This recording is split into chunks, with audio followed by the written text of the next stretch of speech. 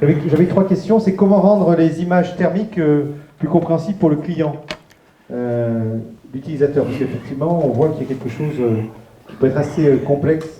Alors non, je dirais que c'est pas complexe. En termes d'utilisation, la caméra est simple, mais c'est vrai qu'il y a quand même une petite interprétation du thermogramme à avoir. C'est éviter les erreurs. Par exemple, je vais prendre, si je fais une façade, je vais éviter de faire ça le matin avec le soleil qui a chauffé ma façade, par exemple. C'est des petites choses, des petits pièges à éviter qu'il faut savoir quand je fais du diagnostic du bâtiment, par exemple. Si on se place du point de vue du client final, le maître d'ouvrage, finalement, est-ce qu'il y a des rapports un peu particuliers à faire?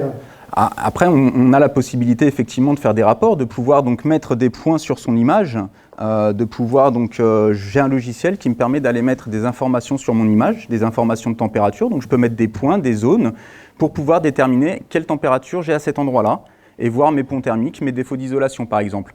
Ou également, comme je disais tout à l'heure, voir où j'ai des risques de condensation. Voilà, donc c'est des rapports qui ressemblent aux rapports de diagnostic, mais c'est des rapports de thermographie. Tout à fait, et ça peut être intégré, c'est déjà intégré aujourd'hui par des diagnostiqueurs. Le rapport en thermographie, c'est déjà donc utilisé par des diagnostiqueurs pour l'intégrer à leur rapport, dans le cadre du DPE. Alors, est-ce que les caméras thermiques vont encore évoluer est-ce qu'on pourra visualiser des nouvelles anomalies qu'on ne voit pas encore aujourd'hui? Nouvelles anomalies aujourd'hui, la thermographie, le principe, c'est de travailler vraiment dans le rayonnement infrarouge, la mesure de surface. Donc à ce niveau-là, je pense qu'il n'y aura pas d'évolution sur ce point de vue. En revanche, comme le disait tout à l'heure Jean-Michel, on peut envisager à l'avenir, dans un avenir très proche, de pouvoir faire des thermogrammes en 3D. Donc c'est-à-dire j'ai toute mon habitation, que ce soit l'intérieur ou l'extérieur, ça existe déjà chez Leica, donc d'avoir mes thermogrammes en 3 dimensions. On n'arrête pas de progrès. Est-ce qu'en termes de prix des équipements, on voit que oui.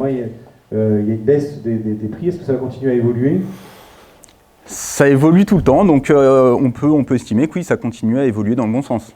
Après, effectivement, on n'aura pas les mêmes performances selon la résolution des caméras. Oui, avec les caméras qui se mettent sur un smartphone, c'est pas le même prix exactement. que les caméras haute définition. Voilà, on peut applaudir Fabrice qui signe pour Clear System. Merci à